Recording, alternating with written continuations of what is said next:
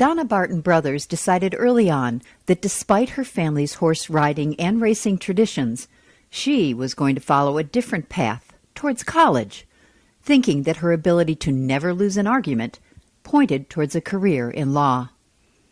What this determined woman hadn't yet discovered was her passion for racing, based on her inborn ability. So I just thought, okay, well, I'm going to work on the track until I can pay my way through college. And I learned pretty quickly that a groom's salary was not going to pay my way through college. So, was there any part of you that railed against going to work on the track? Because the way I read it, you really didn't want to do that. It's not that I was opposed to working on the racetrack. I felt like there were ways that I could challenge my brain and enjoy life more if I got a college education and did something else. I really thought I wanted to be an attorney. And my brother and sister could tell you that nobody could out-argue me. Now, they could both beat me up. So when Mom would come home and I would say, Jerry hit me or Leah hit me, Mom would say, what did you say? And I would say, I didn't do anything, Mom. And she would say, I didn't ask you what you did, I asked you what you said. Because she knew my mouth got me in trouble all the time. And so for my brother and sister, that was the most frustrating thing for them, is that I could out-argue them. And then they would just beat me up. So I got to think about that. That doesn't sound like a real good trade there. It wasn't very smart. Did it right? teach you to keep your mouth shut, or did you just keep... It taught me to pick my spots. And so I was never, when I was a jockey, you know, there's a lot of girls in the jocks room who come in and they think they can just like be mouthy, and, you know, they don't expect that a guy would ever hit them. And I didn't see it that way. I felt like if I was going to say something and cause friction and make somebody mad, that if I felt strongly enough about it, I better be ready to back myself up physically. So you were a jockey. You weren't a female jockey. You were a jockey. I was a jockey, yeah. Okay. I never expected for them to treat me like a lady when we were out on the racetrack. I ended up on the racetrack and wasn't making enough money as a groom to pay my way through college, so decided to learn how to gallop horses. Even though I'd ridden since my earliest memory, galloping thoroughbreds on the racetrack is totally different. And in what ways? It takes a whole lot more strength. You have to pay a lot more attention. Thoroughbred horses are flighty, they're dangerous, they're aggressive, they're easily spooked, and so you have to pay attention to what they're doing all the time as just a means of self-preservation. And then if they do decide to bolt, you have to have the strength to be able to stop them from that. But more important than the strength is the finesse, and so that takes reading that animal, which is, by the way, what probably spiked my interest in psychology, because of, you know, that horse psychology that you use all the time. And so behavior and warning signs from horses are more like the flick of an ear, or like just a little twist of the head, a hesitation of the body.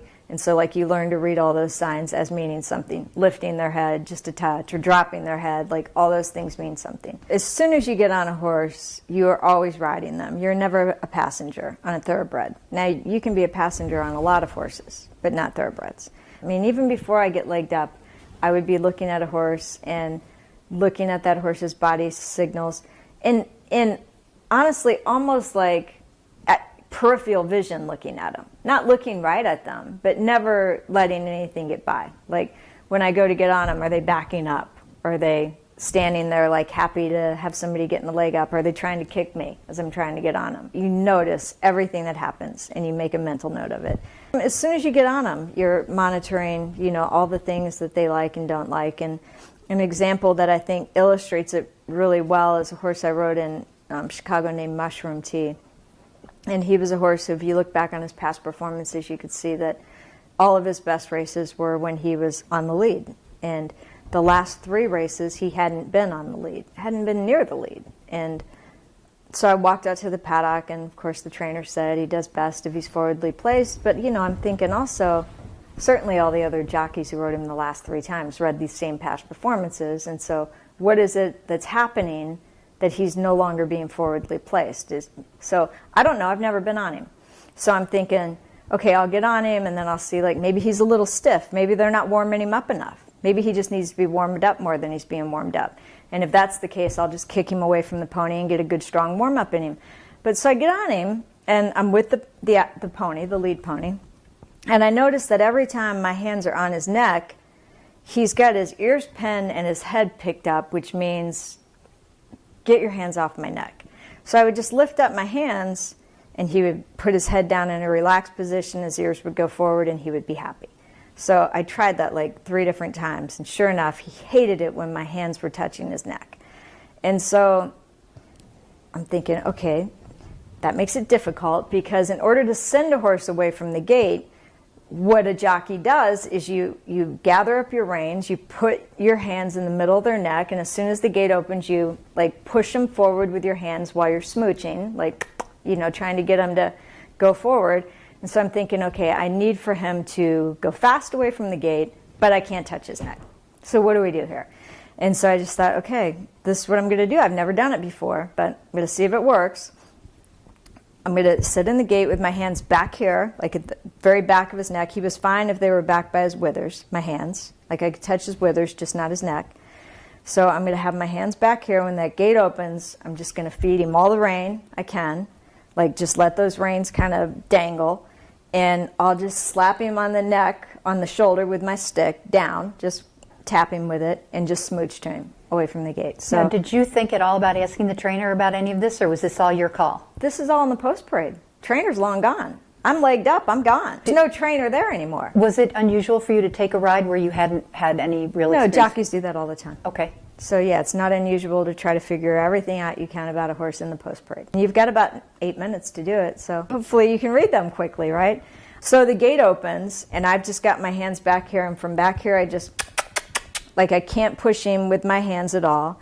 And I'm just tapping him with the stick, and phew, there's one horse in front of him. Like he breaks, he's way closer than he had been. I mean, had been dropping out the back prior to that. When I say out the back, I mean he's like 2, 3, 4, 5 lengths back.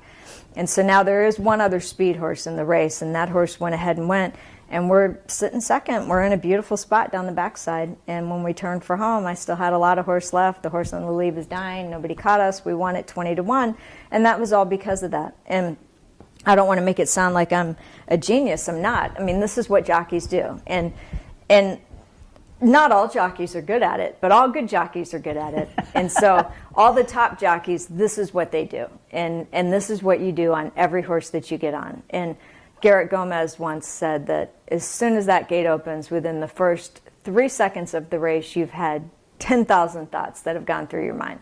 And it literally is just that fast. There's just so many things going on at one time. But for a jockey who's ridden, you know, my very first race, everything happened so fast. It was just amazing. Like, that's why I ended up being a jockey, because I rode my first race as like, it was really going to be a process of elimination. Like, I wasn't going to be a jockey, but let me just ride this one race and make sure I don't want to do that. Where was it? And this was in Birmingham, Alabama. I was 21. I had a family friend who lived in Kentucky who offered me to train horses, his horses. He was a horse owner.